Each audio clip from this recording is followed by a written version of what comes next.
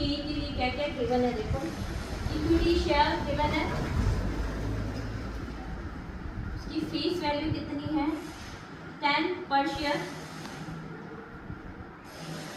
5 रुपए बता रखे हैं, फ्लोटिंग बता रखी है कितनी ₹4, और एक्सपेक्टेड डिविडेंड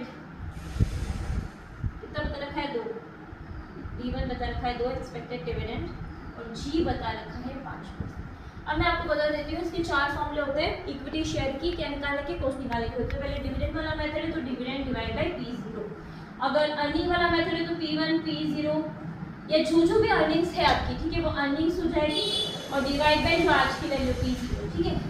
अब यहाँ पे हम सबसे ज़्यादा जो यूज करते हैं मॉडल ग्रोथ मॉडल, जो ज़्यादा यूज होता है, ठीक है।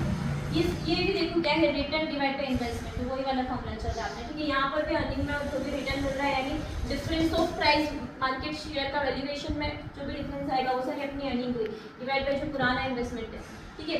गॉर्डन्स ग्रोथ मॉडल में हमने क्या करना है, T1 upon P0 plus G, यहाँ पर कुछ अजम्पशन है, ठीक है। ये तो हमने क्या लिया है एक्सपेक्टेड डिविडेंड की, हम एक्सपेक्ट कर रहे हैं कि इतना डिविडेंड प्रेफरेंस शेयर होल्डर को रिटर्न में मिलने वाला है, ठीक है, डिवाइडेड बाय जो भी आज मार्केट वैल्यू है, आज की प्राइस है, प्लस ग्रोथ रेट। यहाँ पर हमने ये अज्यूम किया है कि कंसिस्टेंट ग्रोथ रेट, मतलब एक सिमिलर ग्रोथ रेट है, सिमिलर ग्रोथ रेट से कंसिस्टेंटली वो क्या हो रहा है, बढ़ रहा है। मतलब अगर ये 10% इस साल ग्रोथ हो रहा है, 10% की हर साल है ना, तो ग्रोथ रेट में कुछ चेंज नहीं आ रहा है, कांस्टेंट ग्रोथ रेट कर सकते हैं, ठीक है। तो कांस्टेंट ग्रोथ रेट के लिए हमने यहाँ पर G यूज किया है, ठीक है। एक्सपेक्टेड डिविडेंड, अच्छा हम ये मान सकते हैं ना, क्योंकि इक्विटी शेयर का पता नहीं है ना कब रिडीम होंगे, लेकिन कभी कभी क्या होता है ना कि यील्ड टू मैच्योरिटी मेथड लगा सकते हैं, अगर वो बीच में ही सोल्ड कर दिए उस शेयर होल्डर ने, तो सोल्ड कर दिए तो 5 साल बाद सोल्ड किए तो हमको उसका मैच्योरिटी पीरियड 5 साल मिल जाएगा, तब हम यील्ड टू मैच्योरिटी लगा सकते हैं, यानी जितना भी अर्निंग हुई डिवाइड बाय इन्वेस्टमेंट, ठीक है।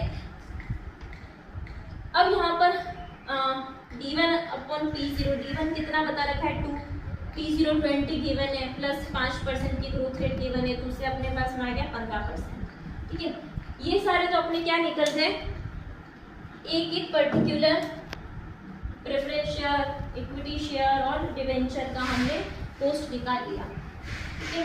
किसके पॉइंट ऑफ व्यू से सारे क्वेश्चन सॉल्व हुए, शेयर होल्डर डिवेंचर होल्डर के पॉइंट ऑफ व्यू से, और जो उनके लिए रिटर्न है वो अपने लिए क्या हो गई, कॉस्ट हो गई। अब हम इनका वेटेड एवरेज करके पूरी कंपनी का क्या निकालने वाले हैं, weighted average cost of capital, ठीक है।